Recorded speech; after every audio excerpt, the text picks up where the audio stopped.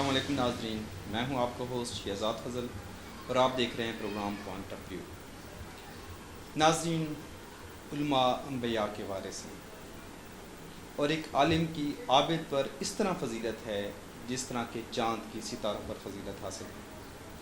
اور انبیاء نے کسی کو دینار و درہم کا وارث نہیں بنایا بلکہ انہوں نے علم کا وارث بنایا ہے۔ اس لیے جس نے علم حاصل کر لیا اس نے دین نبوی اور وراثت نبوی سے پورا حاصل کر لیا۔ ناظرین، علماء کرام کا بہت بڑا مقام ہے۔ نبی کریم صلی اللہ علیہ وسلم نے فرمایا، علماء کرام زمین پر ان ستاروں کی مانند ہیں جن سے بحر و بر کے اندھیروں میں رہنمائی حاصل کی جاتی ہے، اور اگر یہ ستارے غروب ہو جائیں تو قریب ہے کہ لوگ بھٹک جائیں۔ اس سے مراد یہ ہے کہ علماء کرام سے اگر رہنمائی حاصل نہ کی جائے تو اندیشہ ہے کہ عوام بھٹک جائے گی۔ اسی طرح ایک اور جگہ نبی کریم صلی اللہ علیہ وسلم نے فرمایا کہ ایک فقیہ 1000 عابد سے زیادہ شیطان پر بھاری اور سخت ہے۔ اسی طرح حضرت ابو ہریرہ نے فرمایا کہ دین کے مسائل کو سمجھنے کے لیے ایک گھڑی بیٹھنا مجھے پوری رات کی عبادت سے زیادہ محبوب ہے۔ تو ناظرین، علماء کرام کی بہت بڑی فضیلت ہے، ان کا ادب و احترام ہے، ان کی عزت و تکریم اور ان کی بات سننا ہم سب پر فرض ہے۔ تو آج ہمارے درمیان ایک عالم باعمل موجود ہیں جن کی زبان میں اللہ تعالیٰ نے بہت تاثیر دے رکھی ہے۔ اللہ تعالیٰ نے ان کو دینوی علوم میں ملکہ دے رکھا ہے اور دور دراز سے لوگ آپ کے خطبات سننے کے لیے آتے ہیں۔ تو آئیے ناظرین، آپ کو ملواتے ہیں خطیب و معلم سنہری مسجد فاروق اعظم حضرت مولانا انتظار احمد پیپلانوی صاحب سے۔ مولانا صاحب السلام علیکم۔ وعلیکم السلام۔ بہت بہت شکریہ، آپ نے ہمیں ڈی این نیٹ ورک کے لیے ٹائم دیا۔ تو مولانا صاحب، اللہ تعالیٰ نے آپ کی زبان میں تاثیر رکھی ہے، لوگ دور دراز سے جو ہے آپ کے خطبات سننے کے لیے آتے ہیں، آپ کے خطبات کو پسند کرتے ہیں۔ تو آپ نے اپنی دینی تعلیم کہاں سے حاصل کی اور دلے والا میں سنہری مسجد میں بطور خطیب اور معلم کیسے آئے؟ الحمدللہ وکفیٰ وسلام علی عبادہ الذین اصطفیٰ، اما بعد۔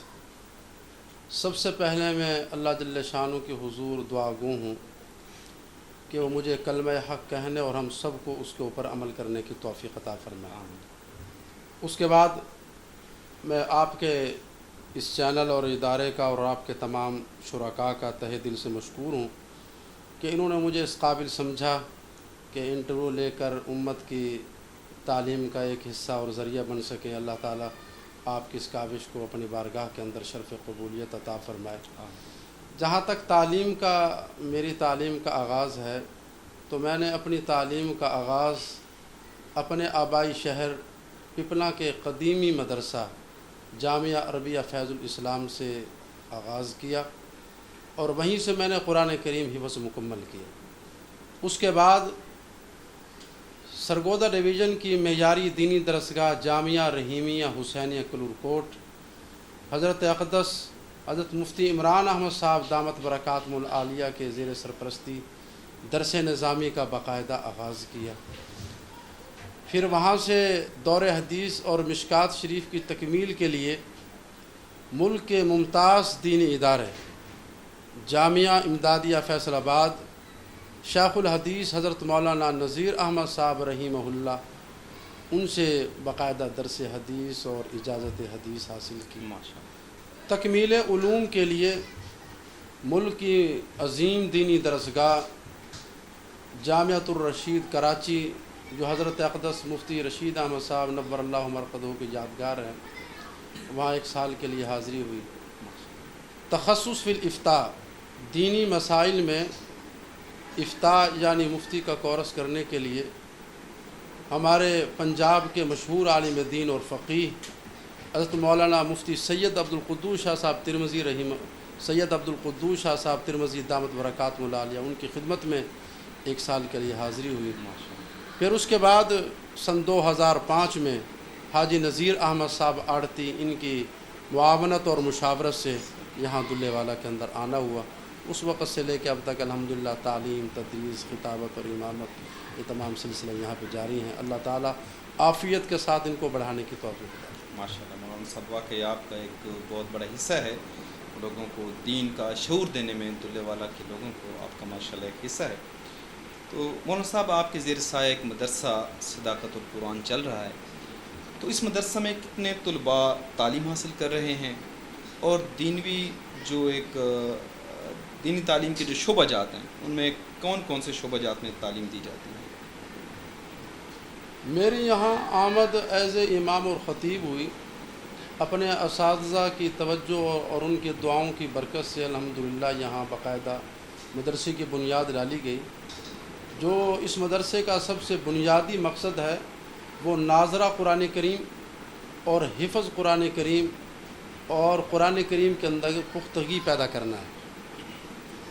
لیکن اس کے ساتھ ہی درس نظامی کا باقاعدہ آغاز یہاں پہ کیا گیا. 4 سالوں تک یہاں پہ تعلیم دی جاتی ہے اور یہاں پہ مدرسۃ البنات بھی قائم ہے جس کے اندر شہر بھر کی خواتین تعلیم کے لیے آتی ہیں، جن میں چھوٹی بچیاں بھی ہیں جو ناظرہ قرآن کریم اور حفظ قرآن کریم پڑھتی ہیں. بڑی عمر کی بچیاں بھی ہیں جو ترجمہ قرآن کریم یہاں پہ پڑھتی ہیں اور دراسات پڑھتی ہیں. اور اسی طرح بڑی عمر کی وہ خواتین جو اپنے زمانے میں قرآن صحیح نہیں پڑھ سکی، وہ قرآن کریم کی درستگی کرنے اور اسی طرح اپنی نماز کو صحیح کرنے اور دینی مسائل سیکھنے کے لیے وہ بھی الحمدللہ کثرت سے تشریف لاتی ہیں. اسی طرح شہر کے چھوٹے بچے وہ بھی ناظرہ قرآن کریم کے لیے اور حفظ کے لیے آتے ہیں. مجموعی طور پہ 550 کے قریب بچے بچیاں مستورات اور یہاں پہ دینی تعلیم حاصل کر رہے ہیں، جن میں سے 100 کے قریب ہی مسافر بچے بھی ہیں جو یہاں پہ رہتے ہیں اور دینی تعلیم حاصل کرتے ہیں. حاجی عبدالستار صاحب آڑتی انہوں نے یہاں کی ضرورتوں کو سمجھتے ہوئے 1 ایکڑ جگہ ہمیں عنایت کی ہے دارالعلوم محمودیہ کے نام سے. وہاں پہ بھی دارالعلوم اپنی تعمیری حالات سے گزر رہا ہے. انشاءاللہ ان قریب مسافر بچوں کو وہاں منتقل کر دیا جائے گا. اور میں یہ سمجھتا ہوں کہ شہر کے لیے یہ ادارہ بہت ہی مفید ہے اور نفع مند ہے کہ یہاں شہر کے سب سے زیادہ بچے اور بچیاں زیر تعلیم ہیں. مستقبل میں ہمارا ارادہ ہے کہ انشاءاللہ اس کو عصری تعلیم کے ساتھ بھی جوڑا جائے. پرائمری اور مڈل اور میٹرک تک کی انشاءاللہ عصری تعلیم کے بھی انتظامات کے لیے خواہاں ہیں. اللہ تعالیٰ اس کے لیے اسباب پیدا فرمائے. ماشاءاللہ مولانا صاحب آپ بہت عظیم کام کر رہے ہیں کہ دلے والے کی بچوں اور بچیوں کے لیے جو دینی تعلیم کا ایک سلسلہ ہے وہ آپ نے شروع کیا ہوا ہے. اور اللہ تعالیٰ ان لوگوں کے رزق میں بھی برکت ڈالے جو اس مدرسہ کو چلانے میں اپنا ایک حصہ ڈال رہے ہیں. تو مولانا صاحب عید الاضحیٰ قریب آ رہی ہے. لوگ سنت ابراہیمی پر عمل کرتے ہوئے اللہ کی رضا کی خاطر جانوروں کی قربانی کرتے ہیں. تو قربانی کا جانور کیسا ہونا چاہیے اور کس مسلمان پر قربانی واجب ہے؟ اصل میں ذی الحج کا جو ہی چاند نظر آتا ہے سب سے پہلے جو شریعت کا حکم ہماری طرف متوجہ ہوتا ہے وہ یہ کہ ہم چاند دیکھیں. چاند دیکھنے کی سنت آج امت سے نکل چکی ہے. اس لیے میں درخواست کروں گا تمام ناظرین اور سامعین سے کہ وہ اس سنت کو پھر سے زندہ کریں، چاند دیکھیں اور چاند دیکھ کر دعا پڑھیں جو ہمارے نبی سے ثابت ہے. اللہم اہلہ علینا بالجمن والایمان والسلامت والاسلام والتوفیق لما تحب وترضى ربی وربک اللہ. آپ ہمیشہ دعا بھی کرتے رہے، چاند دیکھنے کا بھی اہتمام کرتے رہے تو امت کے بھی ذمہ ہے کہ وہ اس عمل کو زندہ کرے. چاند نظر آتے ہی جو دن آتے ہیں ان کو شریعت میں عشرہ ذی الحج کے نام سے یاد کیا جاتا ہے. یہ انتہائی مبارک ایام ہے.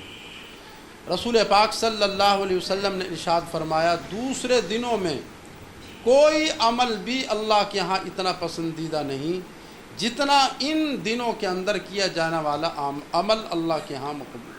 صحابہ کرام نے عرض کیا یا رسول اللہ صلی اللہ علیہ وسلم کیا جہاد والا عمل بھی؟ فرمایا کہ ہاں، کوئی جہاد میں بھی جائے، یہاں تک کہ کوئی آدمی جہاد میں گیا اور اپنا مال بھی اور اپنی جان بھی اس میں شہید کر کے آ گیا، وہ تو ایک الگ بات ہے. ورنہ صرف جہاد کرنے سے بھی بڑھ کر اس کے اندر جو عمل کیا جاتا ہے وہ عمل زیادہ فضیلت رکھتا ہے ان دنوں کے اندر. خاص طور سے ذی الحج کی جو 9ویں تاریخ آتی ہے جس کو یوم عرفہ بھی کہا جاتا ہے، اس دن کے اندر رسول پاک صلی اللہ علیہ وسلم نے خاص طور سے فرمایا کہ کوئی بھی بندہ جو اس ایک دن کا روزہ رکھ لے تو مجھے امید ہے 1 سال گزشتہ اور 1 سال آئندہ یعنی 2 سال کے گناہوں کا کفارہ ہو جاتا ہے۔ تو ہمیں چاہیے کہ ہم اس کا روزہ رکھنے کا خاص اہتمام کریں۔ اور سیدہ حضرت ام سلمہ رضی اللہ تعالیٰ عنہ سے جو روایت ہے، آپ فرماتی ہیں کہ جو بندہ قربانی کرنا چاہتا ہو اور اس کا ارادہ ہو، اگر وہ ایسا کر لے کہ وہ کوئی بھی اپنے جسم کے بال اور ناخن نہ کاٹے تو ایسا کرنا اس کے لیے بہت بڑے عمل اور اجر کا ذریعہ ہو۔ لہٰذا علماء نے لکھا ہے مستحب یہ ہے کہ جو شخص قربانی کرنا چاہتا ہو وہ اس سے پہلے اپنے بال اور ناخن کٹوا لے تاکہ اس کی مشابہت ہو جائے ان حجاج کے ساتھ جو حج بیت اللہ کے لیے گئے، ان کو بھی بال کاٹنا منع ہے، ان کو بھی ناخن کٹوانا منع ہے۔ اللہ تعالیٰ فرما رہے ہیں ان کو میں وہاں نواز رہا ہوں، ان کی مشابہت اگر تم یہاں کر لو گے میں تمہیں بھی اجر عطا فرما دوں۔ لہٰذا یہ ایک استحبابی حکم ہے، ان لوگوں کے ساتھ خاص ہے جو قربانی کرنا چاہتے ہوں تو حضرات اس عمل کو بھی اسی طرح سے کریں۔ باقی پھر آگے قربانی آ جاتی ہے۔ قربانی کے دنوں میں قربانی کے عمل سے زیادہ کوئی بھی عمل اللہ کے ہاں محبوب ہے، اور یہ حکم اسی صورت کے اندر ادا ہوتا ہے جب ہم قربانی کے جانور پر حلق پہ چھری پھیریں، جیسا کہ ابن عمر رضی اللہ تعالی عنہما سے روایت ہے، وہ فرماتے ہیں کہ اقام رسول اللہ صلی اللہ علیہ وسلم بالمدینۃ 10 سنین یزاحی، کہ آپ نے ہجرت کرنے کے بعد 10 سال تک مسلسل مدینہ طیبہ میں قیام فرمایا، 1 سال بھی ایسا نہیں آیا کہ آپ نے قربانی نہ فرمائی، بلکہ آپ نے جو آخری حج مبارک فرمایا اس کے اندر آپ نے 100 اونٹوں کی قربانی دی، جن میں سے 63 اونٹ اپنے ہاتھ سے ذبح فرمائے اور بقیہ اونٹ سیدنا علی مرتضیٰ رضی اللہ تعالیٰ عنہ کے حوالے کیے، انہوں نے قربانی کی۔ اس سے ہمیں پتہ چلا کہ ان دنوں کا ایک بہت بڑا عمل جو ہے وہ قربانی کرنا ہے۔ لہٰذا ہم سب کو چاہیے کہ ہم قربانی کے اس سنت ابراہیم پر عمل کرنے کے اندر حصہ لیں اور حالات کو یہ نہ دیکھیں کہ کیسے ہیں، بلکہ اس قربانی کرنے سے اللہ تعالیٰ اس کے اندر برکت عطا فرماتے ہیں۔ ماشاءاللہ، اللہ تعالیٰ جو ہے ذی الحج کے حوالے سے جتنے بھی احکامات ہیں ہم تمام مسلمانوں کو ان پر عمل کرنے کی توفیق عطا فرمائے۔ اچھا مولانا صاحب، ایام تشریق جو ہیں یہ کیا ہوتے ہیں، ان سے کیا مراد ہے، اور انفرادی اور اجتماعی قربانی کے مسائل کیا ہیں، اور اس میں جو افضل عمل ہے انفرادی اور اجتماعی قربانی میں سے افضل عمل کون سا ہے؟ ایام تشریق یہ خاص ایام ہے جو ذی الحج کی 9ویں تاریخ سے لے کے 13ویں تاریخ تک 5 دن کہے جاتے ہیں۔ ان میں اللہ جل شانہ کی کبریائی اور بڑائی بولی جاتی ہے۔ تکبیرات تشریق کے الفاظ یہ ہیں: اللہ اکبر، اللہ اکبر، لا الہ الا اللہ، واللہ اکبر، اللہ اکبر وللہ الحمد۔ اصل میں یہ یادگار ہے سیدنا ابراہیم علیہ الصلاۃ والتسلیم کی اور حضرت اسماعیل علیہ الصلاۃ والتسلیم کی اور سیدنا حضرت جبرائیل علیہ السلام کی۔ آپ کو یاد ہوگا کہ حضرت ابراہیم علیہ السلام نے جب اللہ کے حکم سے حضرت اسماعیل علیہ السلام کو ذبح کرنے کا ارادہ کیا اور وہ ذبح کرنا چاہ رہے تھے، اللہ کے حکم سے وہ ذبح نہیں ہو پائے، تو اس وقت میں اللہ تعالیٰ نے ان کی قربانی قبول کرتے ہوئے آسمان سے مینڈھے بھیجے اور فرمایا تم ان کی قربانی کرو۔ تو زور سے حضرت جبریل نے کہیں ایسا نہ ہو کہ یہ اپنے بیٹے اسماعیل کو ذبح کر دیں، یوں کہا اللہ اکبر، اللہ اکبر۔ ابراہیم علیہ السلام نے جب یہ منظر دیکھا تو فرمایا لا الہ الا اللہ واللہ اکبر۔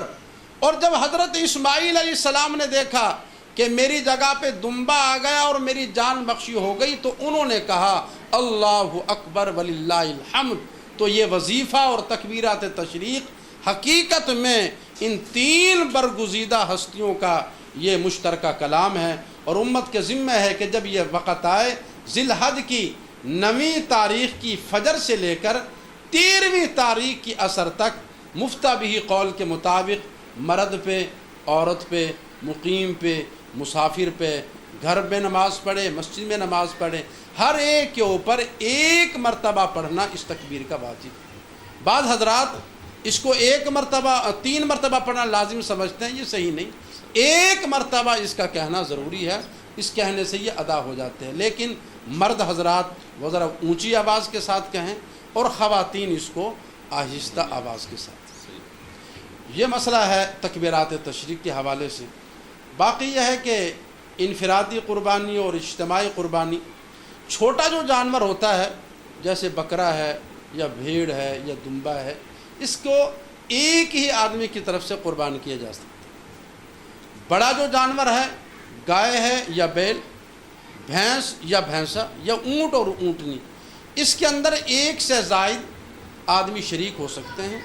زیادہ سے زیادہ ان کی تعداد 7 ہے، 7 آدمی اس سے زیادہ میں شریک نہیں۔ اونٹ کے اندر بھی اور گائے کے اندر بھی اور بھینس کے اندر بھی یہ 7 آدمی شریک ہو سکتے ہیں۔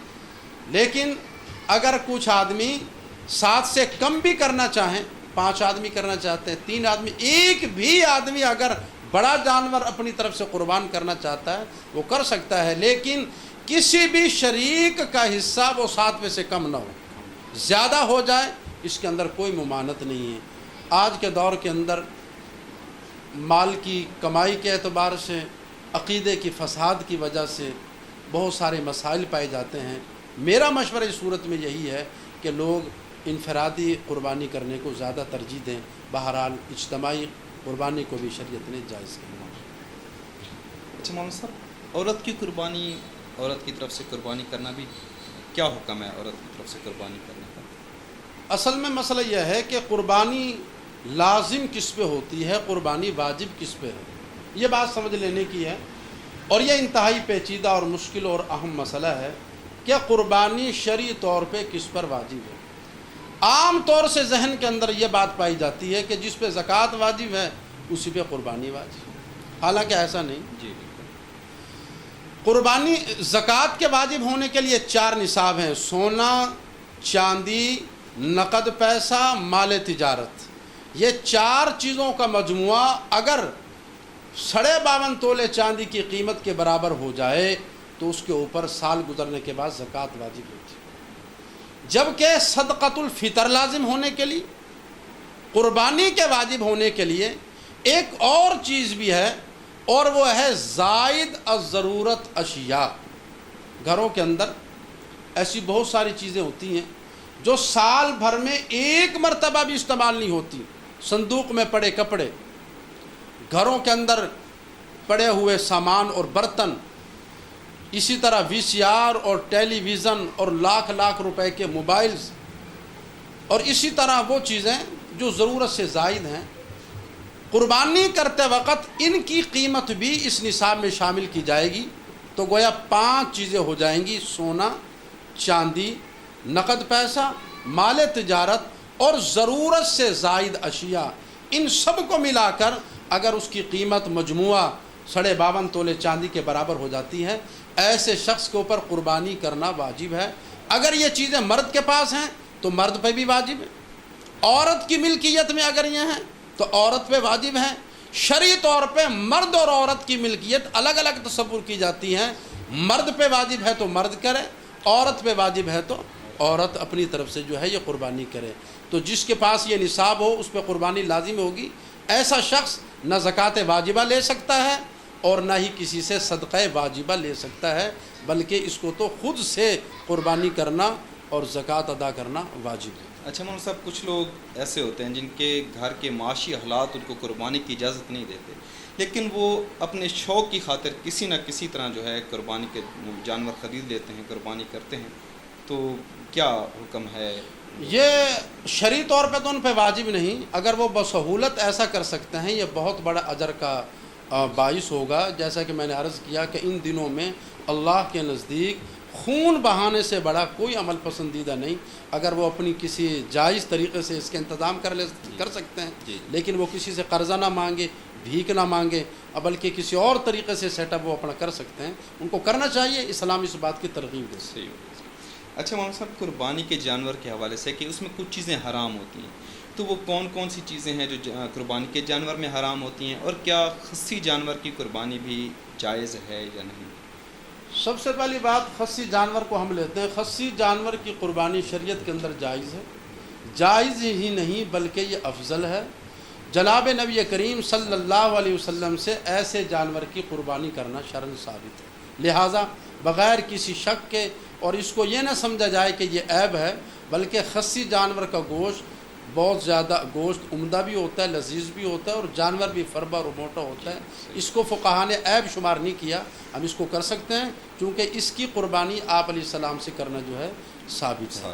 شریعت نے پورے جانور کو حلال کیا ہے. جب ہم نے بسم اللہ اللہ اکبر کہہ کے جانور کو ذبح کر دیا، اب وہ سارا جانور حلال ہو گیا. لیکن اس حلال جانور میں سے 7 چیزوں کو شریعت نے حرام قرار دیا. ان میں سے پہلی چیز ہے دم مسفوح، یعنی بہتا ہوا خون. جب ہم جانور کو ذبح کرتے ہیں، عین ذبح کے وقت پریشر کے ساتھ جو خون نکلتا ہے اس کو دم مسفوح کہتے ہیں. اگر وہ خون کپڑوں پہ لگ جائے کپڑا بھی ناپاک ہو جاتا ہے. لہٰذا یہ چیز، اس کا استعمال کرنا، پینا اور کھانا، اس کو جمانا، کسی صورت میں اس کا استعمال جائز نہیں. دوسری چیز مذکر جانور کی پیشاب کی جگہ. تیسری چیز مؤنث جانور کی پیشاب کی جگہ. یہ تینوں چیزیں شریعت میں حرام ہیں. چوتھی جو چیز ہے وہ ہے خصیتین، جس کو ہم اپنی زبان میں کپورے بھی بولتے ہیں. اور میں بہت افسوس کے ساتھ مجھے یہ کہنا پڑ رہا ہے، آج کے اس دور کے اندر کپوروں کا استعمال بہت بڑھتا جا رہا ہے. بلکہ بعض لوگ عیاشی کے لیے اس کے استعمال کرتے ہیں، بلکہ ہماری مسلمانوں کی بعض اوپن مارکیٹ کے اندر اس کو بیچا بھی جا رہا ہے. جبکہ قربانی کے جانور میں سے بھی اور عام جانور میں بھی اس کا استعمال کرنا حرام بتلایا گیا ہے. لہٰذا میں درخواست کروں گا اور اپیل کروں گا اور اپنے تمام ناظرین سے بار بار یہ ریکویسٹ کروں گا کہ قربانی آپ نے اللہ کے حکم اور رسول پاک صلی اللہ علیہ وسلم کے حکم کی تابع داری میں کی ہے. انہی کا یہ حکم ہے کہ ہم ان چیزوں کو استعمال نہ کریں، کپوروں کو بھی استعمال نہ کریں. اسی طرح غدود اور مسانہ اور پتا، یہ 7 چیزیں ہیں حلال جانور میں سے. ان میں سے ان کو استعمال نہیں کیا جا سکتا. مسلمانوں کو بچنا چاہیے. مکروہ تحریمی قرار دیا ہے. لہٰذا ہم سب سے بچیں. باقی ایک بات اور میں اضافی طور پہ عرض کروں گا، وہ یہ ہے کہ جیسے حلال چیز میں سے ان چیزوں کا استعمال کرنا حرام ہے تو ہمیں اس سے بچنا چاہیے. ایسے ہی بعض اسراف ہو جاتا ہے قربانی کے دنوں میں ہم سے. مثال کے طور پہ عام دنوں میں ہم مارکیٹ سے سر کو، سری کو، مغز کو بازار سے پیسوں سے خرید کے کھاتے ہیں. قربانی کے دنوں میں بعض مرتبہ ہمیں گندگی کے ڈھیر کے اوپر سرے پڑے نظر آتے ہیں. اوجڑی کا استعمال عام دنوں میں بازار سے خرید کے ہم کھاتے ہیں، ان دنوں کے اندر اس کو پھینک دیتے ہیں. چھوٹے جانور کے پائے وہ بھی ہم عام طور سے دیکھتے ہیں کہ وہ گندگی کے ڈھیر کے اوپر پڑے ہوتے ہیں. لہٰذا ہمیں چاہیے کہ ہم قربانی کے کسی بھی جانور کے عضو کو ضائع نہ ہونے دیں کہ یہ اللہ کی طرف سے ضیافت ہے. اللہ نے ہماری مہمان نوازی کی ہے. اللہ اس بات سے ناراض ہوتے ہیں کہ کسی بھی جانور کا کوئی بھی عضو جو ہے ضائع کیا جائے. اور اس موقع پہ میں تمام اہل شہر سے یہ درخواست کروں گا کہ وہ صفائی کا خاص طور سے اہتمام رکھیں تاکہ تعفن اور بدبو سے ہماری صحتیں بھی برقرار رہیں اور اللہ کے نبی کی حدیث کے اوپر بھی عمل. جی مولانا صاحب، آپ نے بڑی خوبصورت بات کی کہ جب اتنا بڑا جانور اللہ تعالیٰ نے ہمارے لیے حلال کیا ہے تو کپوروں جیسی چیزوں کو استعمال کر کے ہم اللہ تعالیٰ کے احکامات کی خلاف ورزی ہمیں نہیں کرنی چاہیے. بطور عیاشی ان چیزوں کے استعمال ہمیں ترک کر دینا چاہیے. اور اس کے علاوہ بڑی خوبصورت بات کہ ہمیں ان چیزوں کا اسراف نہیں کرنا چاہیے جو عام دنوں میں ہم پیسوں سے خریدتے ہیں لیکن ان دنوں میں ہم کوڑا کرکٹ کے ڈھیروں پر پھینک دیتے ہیں. تو مولانا صاحب، عید کی قربانی کے لیے جو جانور ہوتا ہے اس کی عمر کتنی ہونی چاہیے، اور کیا قربانی کے جانور کی جو رقم ہے وہ کسی بیمار رشتہ دار کو بطور امداد دی جا سکتی ہے یا نہیں دی جا سکتی؟ یہ 2 سوال الگ الگ ہیں، میں ان کو الگ ہی سے عرض کرتا ہوں. پہلا مسئلہ تو یہ ہے کہ قربانی کے جانور کون سے ہیں اور ان کی عمریں کون کون سی ہونی چاہیے. شریعت مطہرہ نے اس بات کو متعین کر دیا ہے کہ قربانی کے جانور کون سے ہیں. اونٹ اور اونٹنی، گائے اور بیل، بھینس اور بھینسا، بکری اور بکرا، بھیڑ اور دمبا. شرعی طور پہ یہ ہی جانور قربانی کے لیے متعین ہیں. اس کے سوا کوئی بھی جانور بھلے وہ کتنا ہی قیمتی کیوں نہ ہو ہم اس کو قربان نہیں کر سکتے۔ مثال کے طور پہ کوئی آدمی مرغا قربان کرنا شروع کر، مرغابی کو ذبح کرنا شروع کر دے، یا اسی طرح ہرن بہت ہی اعلیٰ اور حلال جانور ہے اس کی قربانی دینا شروع کرے، تو شرعی طور پہ ایسا کرنا ہرگز جائز۔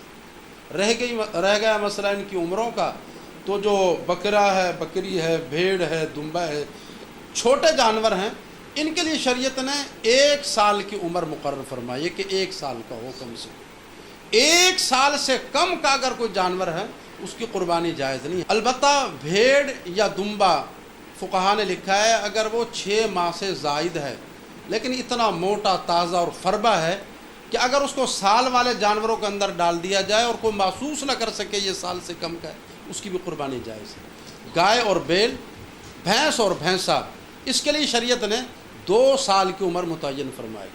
اونٹ اور اونٹنی، اس کے لیے شریعت مطہرہ نے 5 سال کی عمر مقرر فرمائی ہے۔ اگر اس سے کم دنوں کا ہوا تو شرعی طور پہ ایسا جانور نہیں قربان کیا جا سکتا۔ اور اس میں بنیادی طور پہ جو پوچھا جاتا ہے کس کی قربانی لگتی ہے کس کی قربانی نہیں لگتی، اصل میں بات یہ ہے بے عیب جانور ہو، اللہ نے یہ اختیار بندوں کے سپرد کر دیا ہے، جو تمہیں دیکھنے میں بھلا لگے، عمدہ لگے، اس میں کوئی عیب نہ ہو، اللہ کے ہاں بھی وہ قربانی قبول ہو جاتی ہے۔ یہ جو آخری سوال ہے کہ ہم قربانی کی رقم اپنے غریب رشتہ داروں میں دی جا سکتی ہے، یہ آج کے دور کا سب سے بڑا فتنہ ہے۔ جدید تعلیم یافتہ لوگوں نے اسلام کے نام کے اوپر یہ فتنہ پھیلایا ہوا ہے کہ جناب یہ رقم غریبوں میں دی جائے، رشتہ داروں میں دی جائے، محتاجوں کے اندر تقسیم کی جائے۔ یہ اسلام کی روح سے بغاوت ہے، یہ سنت ابراہیمی کی جو حقیقت ہے اس کے انکار کے مترادف ہے۔ ابراہیم علیہ السلام نے جو قربانی دی تھی وہ یہی تھی کہ اپنے بیٹے کو غیر شعوری طور پر اللہ کے حکم کے سامنے قربان کرنا چاہا اور قربان کر کے دکھایا۔ تو قربانی کی حقیقت یہی ہے کہ ہم خون بہا کر اللہ کا تقرب حاصل کریں، جیسا کہ میں نے عرض کیا ابتدا کے اندر کہ اللہ کے نزدیک ان دنوں میں خون بہانے سے بڑھ کر کوئی عمل بھی مقبول اور پسندیدہ نہیں۔ لہٰذا قربانی کی رقم وہ رشتہ داروں کو دینا، اس سے قربانی بالکل ادا نہیں ہوتی، بلکہ یہ قربانی کے مذاق اڑانے کے مترادف ہے۔ اگر اپنے رشتہ داروں کے ساتھ آپ تعاون کرنا چاہتے ہیں، جو اللہ نے آپ کو حکم دیے، پیسے دیے ہیں اور صاحب حیثیت بنایا ہے، تو آپ اس مال میں سے انفاق فی سبیل اللہ پہ حکم کرتے ہوئے ان کے ساتھ تعاون کریں اور ان کے ساتھ آپ اچھے طریقے سے برتاؤ کریں۔ لیکن یہ کہنا کہ ہم قربانی نہ کریں بلکہ قربانی کی رقم ہم غریبوں کو دے کر اور محتاجوں کو دے کر دین کی خدمت کرنا چاہتے ہیں، یہ بہت بڑا مغالطہ ہے، اس سے ہم سب کو نکلنے کی ضرورت ہے۔ اسی طرح بعض حضرات یہ بھی کہتے ہیں کہ قربانی تو ان پہ ہے جو حاجی حج کرنے کے لیے وہاں پہ گئے، باقی جو یہاں لوگ قربانی کے دنوں میں حج کے علاوہ قربانی کرنا چاہتے ہیں اس کا کوئی ثبوت نہیں۔ یہ بھی بہت بڑا ایک افتراء اور فتنہ ہے، بلکہ صاحب نصاب آدمی اور صاحب استطاعت آدمی جس کے اوپر یہ نصاب موجود ہو، جو میں نے عرض کیا سونا، چاندی، نقد پیسہ، مال تجارت اور ضرورت سے زائد اشیاء، ایسے شخص کے اوپر قربانی کرنا واجب ہو جاتا ہے۔ اللہ تعالی ہم سب کو ہر فتنے، کجی اور ضلالت سے محفوظ فرمائے۔ ماشاءاللہ مولانا صاحب، آپ نے ایک زبردست فطرے کی طرف اشارہ کیا کہ ہم اپنے مال سے کسی بھی موقع پر، کسی اور موقع پر جو ہے غریبوں کی، بیماروں کی امداد کر سکتے ہیں، لیکن یہ نہیں ہو سکتا کہ جو چیز واجب ہے، قربانی ہے، جو ہم پر واجب ہے، ہم اس کا پیسہ غریبوں کو دے کے، یہ ایک فتنہ ہے۔ آپ نے بات کلیئر کی، بہت شکریہ۔ اچھا مولانا صاحب، آج کل دینی معاملات کے حوالے سے لوگ انتہائی غفلت کا شکار ہیں۔ واٹس ایپ، فیس بک کا بہت زیادہ استعمال کی وجہ سے لوگ نماز پنجگانہ اور دوسری عبادات کے حوالے سے سست روی کا شکار ہیں، جو کہ کمزوری ایمان کی علامت ہے۔ تو دلوں پر یہ جو زنگ لگ چکا ہے، اس کو کس طرح دور کیا جا سکتا ہے؟ یہ جو سوال ہے وہ انتہائی اہم ہے۔ عام مجلسوں میں بھی بات کہی جاتی ہے کہ علماء کا بعض اثر نہیں کرتا، تقریروں کے اندر جان نہیں رہی، لوگوں کے دل کالے پڑے ہوئے ہیں۔ اس کی بنیاد اصل میں یہ رسول پاک صلی اللہ علیہ وسلم نے ارشاد فرمایا کہ جب بندہ مومن کوئی بھی گناہ کرتا ہے تو اس کے دل کے اوپر ایک سیاہ رنگ کا دھبا پڑ جاتا ہے۔ اگر وہ توبہ کر لیں تو اللہ تعالیٰ اس کو دور کر دیتے ہیں، ورنہ وہ سیاہی اور بڑھتی ہے، پھر گناہ کرتا ہے، ظلمت اور بڑھتی ہیں۔ ایک وقت ایسا آتا ہے کہ پھر وہ اگر نیکی کرنا چاہے یا پلٹنا بھی چاہے اس کے لیے مشکل ہو جاتا ہے۔ اسی کو قرآن کریم نے کہا کلا بل ران علی قلوبہم ما کانوا یکسبون، گویا مہر لگ جاتی ہے، اب وہ ہدایت کی طرف پلٹ نہیں سکتے۔ اس کا ایک ہی طریقہ کار ہے کہ ہم استغفار کے ذریعے سے اپنے گناہوں کی توبہ کریں اور موت کو کثرت کے ساتھ یاد رکھیں، اور یہ جو غلط قسم کے واٹس ایپ اور ویب سائٹیں بنی ہوئی ہیں ان کے دیکھنے سے ہم احتراز کریں، اور اہل اللہ جن کے دل اللہ کی یاد سے منور ہیں ان کی صحبت کے اندر جا کر بیٹھیں، اور قرآن کریم کی تلاوت ہم صبح و شام یقینی طور پہ بنائیں۔ تو اس طرح کرنے سے امید ہے دل کی غفلت انشاءاللہ ٹوٹے گی اور ایک مرتبہ پھر ہمارے دل منور ہوں گے اور ہم اعمال کی طرف۔ ماشاءاللہ جی، مطلب مولانا صاحب کی بات کرنے کا کہ ذکر و اذکار سے، قرآن پاک کی تلاوت کرنے سے ہم جو ہے دوبارہ عبادات کی طرف اپنے دل کو موڑ سکتے ہیں اور یہ زنگ دور کیا جا سکتا ہے۔ اچھا مولانا صاحب، آخری سوال آپ سے کہ جیسے ہم سب جانتے ہیں کہ مسلکوں اور فرقوں کی آگ نے جو اتحاد امت ہے اس کو بہت زیادہ نقصان پہنچایا ہے، امت اس وقت انتشار کا شکار ہو چکی ہے، تو علماء کرام کیا کردار ادا کر سکتے ہیں اتحاد امت کے حوالے سے؟ قرآن کریم نے تو ارشاد فرمایا ہے کہ لا تفرقوا، کہ تم فرقوں کے اندر مت بٹو، تمہاری ہوا کمزور ہو جائے گی۔ یہ ہماری بدقسمتی اور المیہ ہے کہ ہم مختلف قسم کے مسالک اور اس طریقے سے فرقوں کے اندر بٹے ہوئے۔ اللہ تعالی ہم سب کو ان سے نکل کر امت مسلمہ کے لیے رہنمائی کرنے کی توفیق عطا فرمائی۔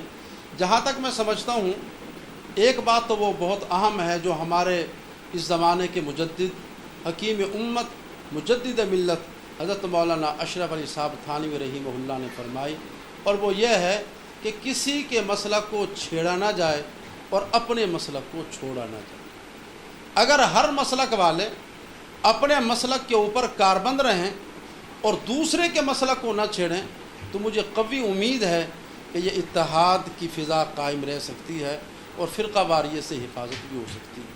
اور دوسری اہم بات جس کی طرف قرآن کریم نے اشارہ فرمایا وَلَا تَسُبُّوا الَّذِينَ يَدْعُونَ مِن دُونِ اللَّهِ فَيَسُبُّوا اللَّهَ عَدْوًا بِغَيْرِ عِلْمٍ، جس کا کہنے کا مطلب یہ ہے کہ اگر وہ لوگ جو اللہ کو نہیں مانتے، اگر تم ان کو ان کے بڑوں کو گالیاں دو گے تو وہ پھر تمہارے اللہ کو گالیاں دیں گے۔ لہٰذا اتحاد کو قائم رکھنے کے لیے آج کے دور میں یہ بات نہایت اہم ہے کہ کسی بھی مسلک کی جو بزرگ اور عظیم ترین شخصیات ہیں ہم ان کے اوپر کیچڑ نہ اچھالیں۔ اس کا نتیجہ یہ ہوگا کہ جو دوسرے مسلک کی بھی محترم شخصیات ہیں انشاءاللہ ان کی بھی حفاظت رہے گی۔ اگر ان دو باتوں کے اوپر عمل کر لیا جائے تو کسی حد تک اس کے اوپر قابو پایا جا سکتا ہے۔ اللہ تعالیٰ ہمیں عمل کی توفیق۔ ماشاءاللہ مولانا صاحب، بڑی خوبصورت بات کی کہ اتحاد امت کے لیے ضروری ہے کہ ہم دوسرے فرقے کے علماء پر، بڑوں پر اگر ہم کیچڑ نہیں اچھالیں گے تو کوئی ہمارے علماء اور بڑوں پر کیچڑ نہیں اچھالے گا، اور اس طرح اتحاد امت کی فضا کو برقرار رکھا جا سکتا ہے۔ بہت شکریہ، آپ نے ہمیں پوائنٹ آف ویو میں وقت دیا۔